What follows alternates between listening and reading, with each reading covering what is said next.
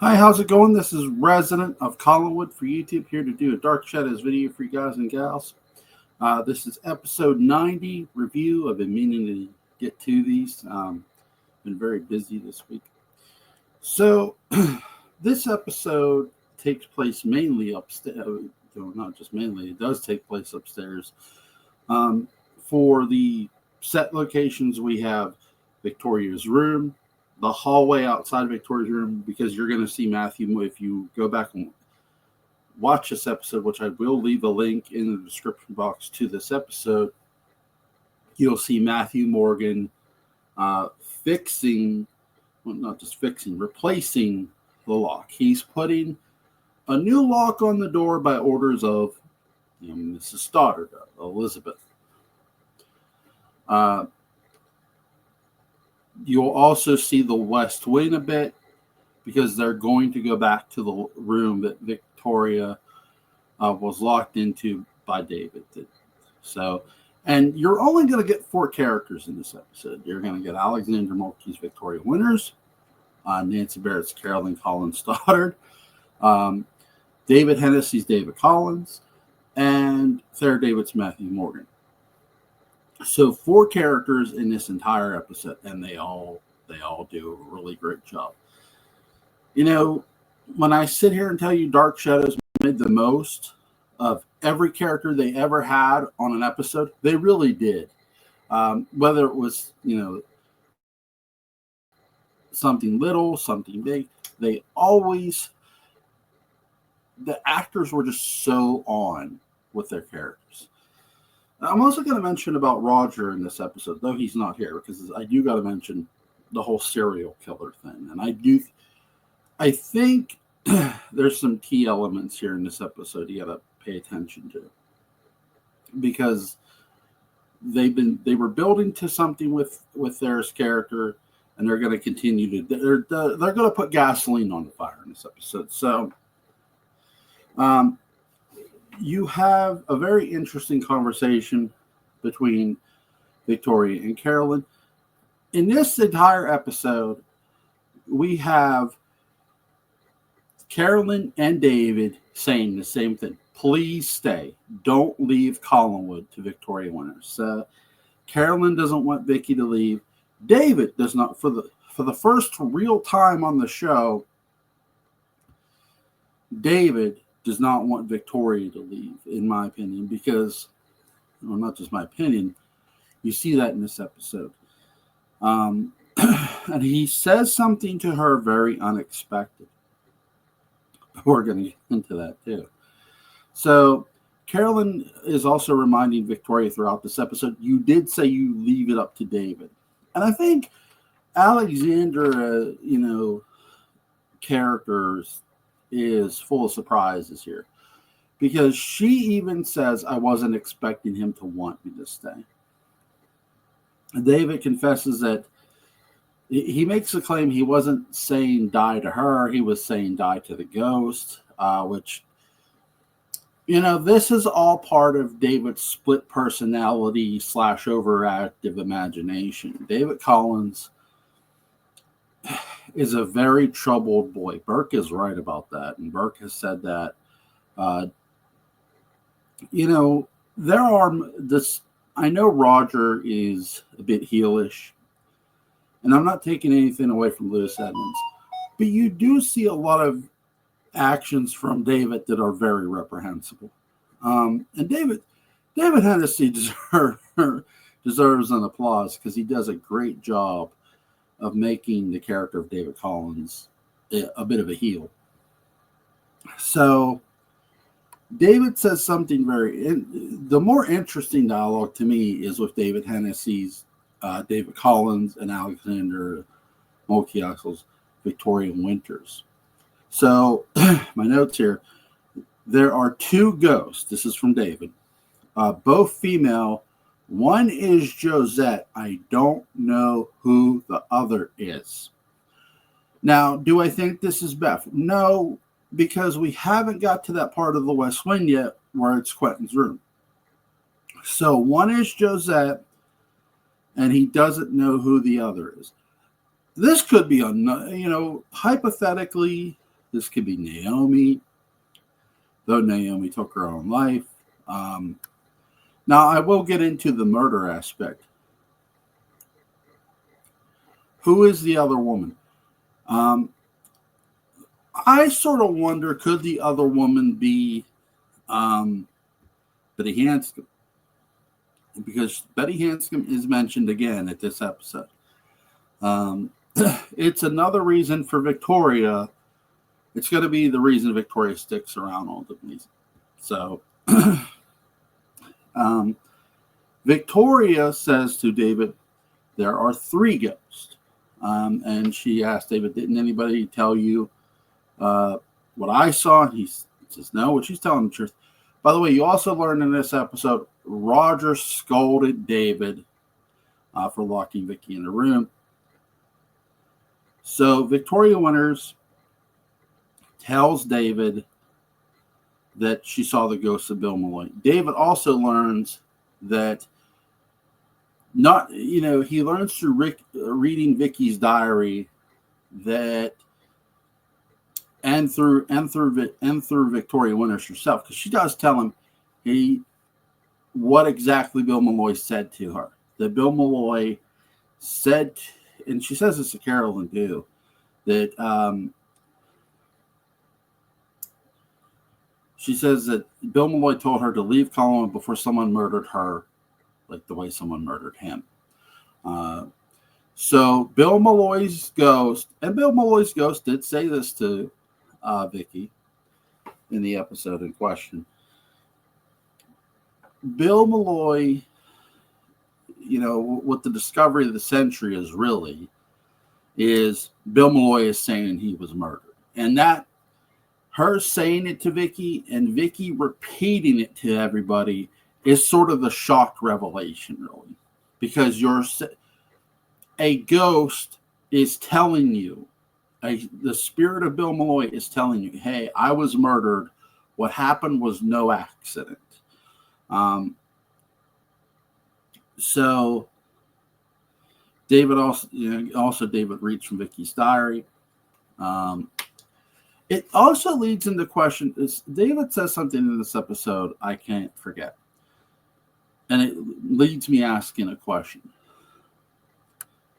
David says the reason ghosts come back here at Collinwood is because David believes every ghost that comes back was murdered. Now, is that true? Well, he makes a point of Josette. He says, because Bill Malloy again was murdered. David makes a point about Josette in this episode where he says she didn't jump, she was pushed. She must have been pushed. Well, she wasn't pushed, but she didn't necessarily just jump of her own accord. She was put under a spell. So this leads me to ask the question, were the widows murdered? The widows of Widow's Hill.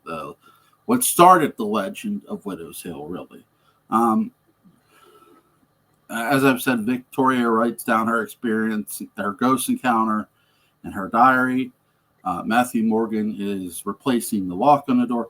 And as he does, David tells him that the rug is loose on the steps. And this must be true. I think David just causes this without us, because we don't get to see any of this. And so this allows Victoria and Carolyn to go into the West Wing. And Carolyn's a bit hesitant. Victoria says, well, if you don't believe in it, why does it matter? Let's just go, which I agree with. I love how Victoria, the writers, Francis Swan, Art Wallace did a really good job of building up these ghosts. They did a really good job of building Victoria as a doubting Thomas and the others around her too, which I'll get into in this episode by the end. I'll try to remember that they don't believe in ghosts. Sure, they'll. Roger Moore teases about ghosts like the Widows of Widow's Hill. We've seen Joan Bennett's Elizabeth Collins Stoddard deny ghosts not only in person but in her sleep when David finds the seashell. He says he was going for seashells. and he was actually, taking out the bleeder valve of his dad's car. So no one really believes. There are people who live at Collinwood who do not believe in ghosts, and Vicky is one of them. She doesn't. She wasn't sure what she really saw in the drawing room. She doesn't say it was a ghost. She wasn't sure. But this episode is post her seeing Bill Malloy, and now I've often said, seeing is believing. Well, guess what? She believes. Victoria is no longer a doubting Thomas on the world as a supernatural, and especially the ghost. And this episode is confirming all that. I've said David reads from Victoria's diary. Now he reads out loud, and I had questioned at first because Matthew Morgan is back at the doors fixing switching the lock again. I wondered if David's Matthew had heard him, but that wasn't the case.